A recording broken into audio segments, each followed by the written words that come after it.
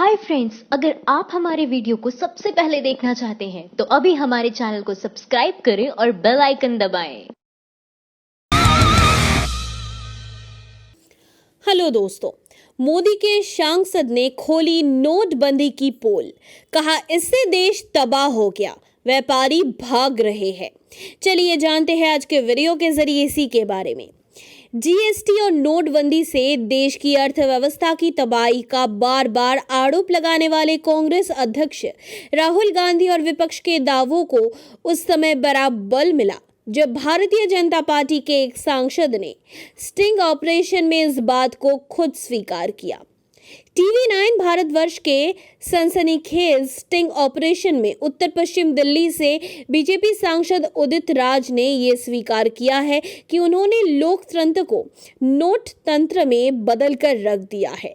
BJP सांसद ने यह भी कहा है कि आज की तारीख में चुनाव सिर्फ और सिर्फ ब्लैक मनी से ही लड़ा जाता है।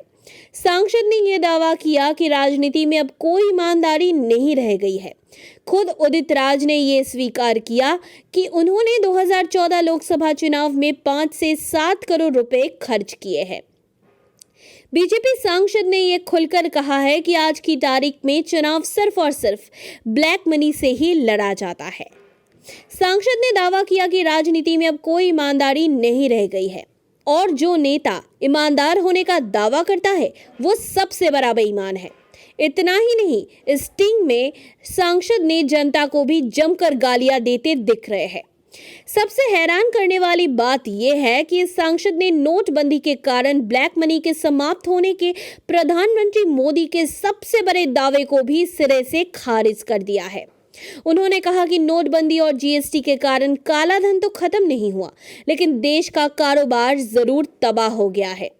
इस स्टिंग में बीजेपी सांसद ने यह भी दावा किया कि नोटबंदी और जीएसटी के लागू होने के बाद देश के व्यापारियों को काफी नुकसान हुआ है और कई व्यापारियों को कारोबार एक तरह से तबाह हो गया है, जिसके कारण कई कारोबारी देश छोड़कर भाग रहे हैं। हेलो दोस्तों, बीजेपी की फ्लॉप रैली। वाराणसी में योगी और मेरठ में मोदी की सभा में मैदान रहा खाली, हवा बदल रही है। चलिए जानते हैं आज के वीडियो के जरिए इसी के बारे में। बीजेपी के फायर ब्लड नेता और इस समय उत्तर प्रदेश के मुख्यमंत्री योगी आदित्यनाथ इस लोकसभा चुनाव में मुश्किलों में है। योगी बीजेपी की पहली कतार के स्टार प्रचारकों में से एक है। भाजपा की रैलियों में उनकी खासी मांग होती है। योगी ने बीजेपी को केंद्र की सत्ता में वापस लाने के लिए अब तक जितने भी कार्यक्रमों किए हैं, उन रैलियों में कुर्सियां खाली रह जा रही है। योगी आदित्यनाथ मंगलवार को पीएम मोदी के संसदीय क्षेत्र वाराणसी में मौजूद थे। उन्होंने यहां नव मतदाता सम्मेलन कार्यक्रम में भाग लिया, लेकिन इस दौरान सभागार में आधी कुर्सियां खाली रह गई। कार्यक्रम में जितने लोग मौजूद थे उसमें युवाओं की जगह भाजपा के बुजुर्ग कार्यकर्ता थे। सवाल उठा रहा है कि क्या खाली कुर्सियां योगी और यूपी में बीजेपी के लिए खतरे की घंटी है। मुख्यमंत्री योगी आदित्यनाथ के कार्यक्रमों में खुद भाजपा के युवा कार्यकर्ताओं का ना होना और जितने लोगों का कार्यक्रम रखा गया है उसमें तय मानक से आधे लोगों का पहुंचाना निस्संदेह बीजेपी में खलबली पैदा कर रहा है। कहीं ना कहीं योगी के कार्यक्रमों में लोगों का ना पहुंचाना सपा बसपा आरएलडी गठबंधन भी है, क्योंकि लोगों को लगने लगा है कि यूपी में गठबंधन के सामने बीजेपी को वोट करना अपने मताधिकार को बर्बाद करना है। इसीलिए बीजेपी की रैलियों में भारी मात्रा में ना पहुंचाना एक वजह ये भी है। गौरतलब है कि एक हफ्ते के अंदर ये दूसरी बार है जब वाराणसी में मुख्यमंत्री योगी आदित्यनाथ का फ्लॉप शो दिखाई दिया है। इससे पहले योगी की गाजियाबाद में भी यही हाल था। वाराणसी में 26 मार्च को विजय संकल्प रैली में भी आधी से ज्यादा कुर्सियां खाली रह गई थी। इस सभा में तो बीजेपी कार्यकर्ता कुर्सी हटाते नजर आए थे। और तो और योगी मथुरा में सांसद हेमा मालिनी के नामांकन में गए थे। वहां हुई जनसभा में भी कुर्सियां खाली थी। मेरठ की प्रधानमंत्री नरेंद्र मोदी की रैली में भी पूरा मैदान नहीं भर पाया था। इस कार्यक्रम में भी कुर्सियां खाली रह गई थी। पीएम की रैली में कुर्सियां खाली होना खूब सुर्खियों में रहा था। योगी के सभाओं में हालात यहां तक पहुंच गए कि छोटे छोटे सभागार और छोटे ग्राउंड तक नहीं भर पा रहे हैं। इससे बीजेपी संगठन की नींद उड़ गई है, क्योंकि आने वाले दिनों में यूपी में प्रधानमंत्री की भी कई रैलियां होने वाली है। बीजेपी संगठन को डर है कि कहीं योगी जैसी सभाओं की तरह कहीं पीएम मोदी का हश्र न हो जाए। यही हाल बीजेपी के बड़े नेताओं का भी है। उनके कार्यक्रमों में जनता नहीं जुट रही है। कार्यक्रम में ज्यादातर पार्टी के ही कार्यकर्ता मौजूद रहते हैं। हेलो दोस्तों, चौकीदार योगी के राज में हुई निर्भया जैसी दर्दनाक घटना। गैंग रेप कर लड़की के प्राइवेट पार्ट में डाला डंडा। उत्तर प्रदेश के कानपुर में मानवता एक बार फिर शर्मसार हुई है। यहाँ के 5 दबंगों को एक नाबालिग लड़की के साथ गैंग रेप कर उसके प्राइवेट पार्ट में डंडा डाल मरा हुआ समझकर छोड़ दिया। पीड़ित लड़की का इलाज कानपुर देहात जिला अस्पताल में चल रहा है। हालत नाजुक बनी हुई है। पुलिस के मुताबिक ये घटना यूपी के कानपुर देहात के सट्टी थाना क्षेत्र के एक गांव की है। गांव में प्रीति अपनी बड़ी बहन और मां के साथ रहती थी।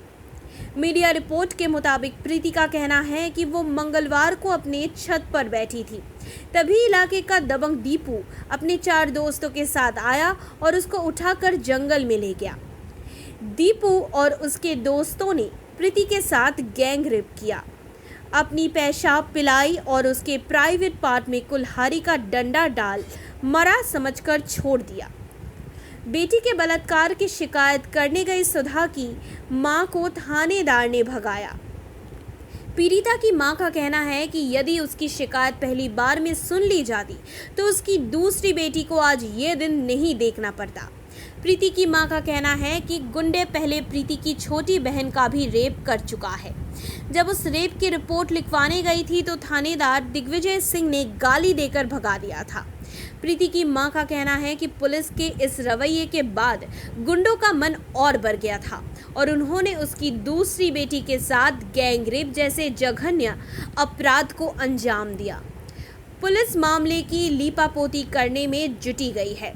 कानपुर देहात जिला अस्पताल के इंचार्ज डॉक्टर कुमकुम शर्मा का कहना है कि जांच में पता चला है कि सुधा के साथ रेप हुआ है। वहीं बिना मेडिकल जांच रिपोर्ट के जिले के एसपी राधे श्याम का कहना है कि सुधा के साथ रेप नहीं हुआ है। ये मामूली मारपीट का मामला है और थाने में दोनों तरफ से मारपीट की रिपोर्ट दर्ज किया गया है। हेलो दोस्तों, बीजेपी का सबसे बड़ा घोटाला। पीएमओ समेत हरियाणा सरकार पर है आरोप, गडकरी खट्टर जा सकते हैं जेल। हरियाणा की खट्टर सरकार में घोटाला, नितिन गडकरी को भी समन जारी। इस कथित घोटाले के संबंध में गुरुग्राम की सेशन कोर्ट ने 2 मामले की दाखिल कर लिए हैं। एक मामला बनाम हरियाणा के मुख्यमंत्री मनोहर लाल खट्टर पर और एक बनाम परिवहन मंत्री नितिन गडकरी पर है। आरोप है कि एक्टिवा स्कूटी से लेकर लग्जरी कारों, बड़े वाहनों की खरीद में उपभोक्ता ज्यादा पैसे भर रहे हैं और कागजों में कम कीमत दिखाई जा रही है। जैसे 90 लाख की मर्सिडीज खरीदी तो 10% टैक्स लगता है, यानी 9 लाख रुपए टैक्स ग्राहक ने भरा। ये टैक्स जाएगा सरकारी खजाने में, लेकिन कीमत दिखाई जाती है 30 लाख। तो सरकारी खजाने में गए 3 लाख और बाकी 6 लाख गए किसी और की जेब में। इन दोनों मुकदमों में 28 लोगों को आरोपी बनाया गया है, जिसमें प्रधानमंत्री कार्यालय से लेकर ARPGI यानी administrative reforms and public grievance of India, Haryana के मुख्यमंत्री कार्यालय, हरियाणा के परिवहन मंत्री कृष्ण पवार, ट्रांसपोर्ट विभाग हरियाणा, प्रशासनिक अधिकारी, गुरुग्राम पुलिस का कमिश्नर शामिल है। अदालत ने सभी आरोपियों को समन जारी किए हैं। कुछ समन के बाद भी पेश नहीं हुए तो जमानती समन जारी हुए हैं, यानी कि आकर जमानत ले गए हैं। अभी भी पेश ना हुए तो गैर जमानती समन जारी होंगे। ये लगभग सभी राज्य में हो रहा है। इसकी शिकायत परिवहन मंत्री नितिन गडकरी और प्रधानमंत्री कार्यालय को कई बार की गई, लेकिन कोई कार्रवाई नहीं हुई। वाहनों की टेम्पररी रजिस्ट्रेशन में भी घपले का आरोप है।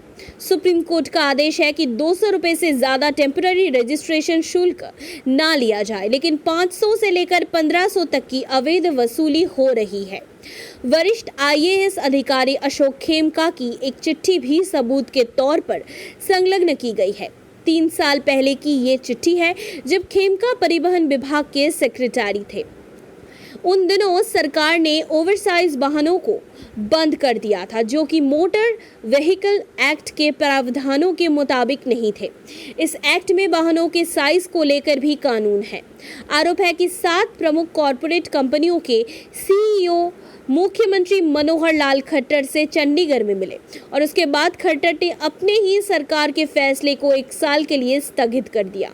जब ये आदेश परिवहन विभाग के तत्कालीन सेक्रेटरी अशोक खेमका के पास आया तो उन्होंने इस आदेश पत्र पर कड़ा नोट लिख डाला कि ये आदेश पालन करने योग्य नहीं है और मोटर व्हीकल एक्ट के प्रावधानों और सुप्रीम कोर्ट के दिशा निर्देशों के खिलाफ है। खेमका को इसके बाद परिवहन विभाग से ट्रांसफर कर दिया गया। सरकार ने फैसला 1 साल के लिए स्थगित किया था, लेकिन 3 साल से ऐसा ही चल रहा है। अगली सुनवाई 20 अप्रैल को है। इसमें इतने लोग संलिप्त हैं कि शायद इसका फैसला आने तक काफी देर हो जाए। ये भी हो सकता है कि भ्रष्टाचार के कई मामलों की तरह इसमें भी कहा जाए कि कुछ हुआ ही नहीं। लेकिन ये जानकारी मुझे राजनीतिक पार्टियों के लोगों से ही मिली है कि जो 300 से 400 करोड़ पार्टी फंड में देने के लिए MP, MLA, मुख्यमंत्रियों से मांगा जाता है, दरअसल उसके लिए बकायदा ट्रेनिंग होती है कि सरकारी खजाने से कैसे और कहां से पैसा निकाला जाए। हेलो दोस्तों, आज के वीडियो में हम बात करने जा रहे हैं नरेंद्र मोदी जी के बारे में। मोदी को दोबारा PM बनाने से कोई फायदा नहीं। अगले 5 साल भी नेहरू उन्हें काम नहीं करने देंगे। RJD का यही कहना है। प्रधानमंत्री नरेंद्र मोदी अक्सर एक बात बोलते हैं कि भारत के वर्तमान हालात नेहरू की वजह से है। ये तो रही एक बात। प्रधानमंत्री और उनके नेता मंत्रियों के बयानों की भरमार है, जहां वो अपनी कमी को छुपाने के लिए स्वतंत्र भारत के पहले प्रधानमंत्री जवाहरलाल नेहरू को जिम्मेदार ठहरा देते हैं। ये उनके लिए सबसे आसान है। हद तो तब होती है जब भाजपा समर्थक इसको सच मानकर अपने नेताओं को हाँ में हाँ मिलने लगते हैं। इस डिजिटल दौर में राष्ट्रीय जनता दल अपने ट्विटर हैंडल से भाजपा सहित PM मोदी पर कड़े तंज कस रहा है। राजद के ताज़ा ट्वीट में कहा गया है कि मोदी के दोबारा प्रधानमंत्री बनने से कोई लाभ नहीं है। पूरा ट्वीट इस तरह है: नरेंद्र मोदी को प्रधानमंत्री बनने का कोई लाभ नहीं होगा।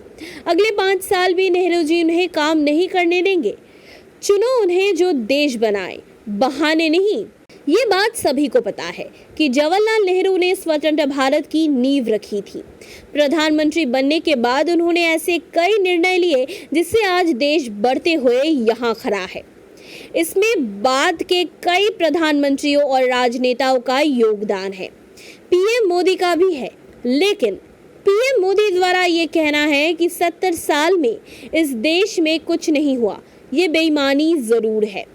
इस लोकसभा चुनाव में बिहार की राजनीति काफी दिलचस्प होने जा रही है। माइंड द न्यूज रूम की रिपोर्ट। Thank you for watching our video. अगर आपको हमारी वीडियो पसंद आई हो तो इसे लाइक जरूर करें और हमारे चैनल को सब्सक्राइब करना ना भूलें।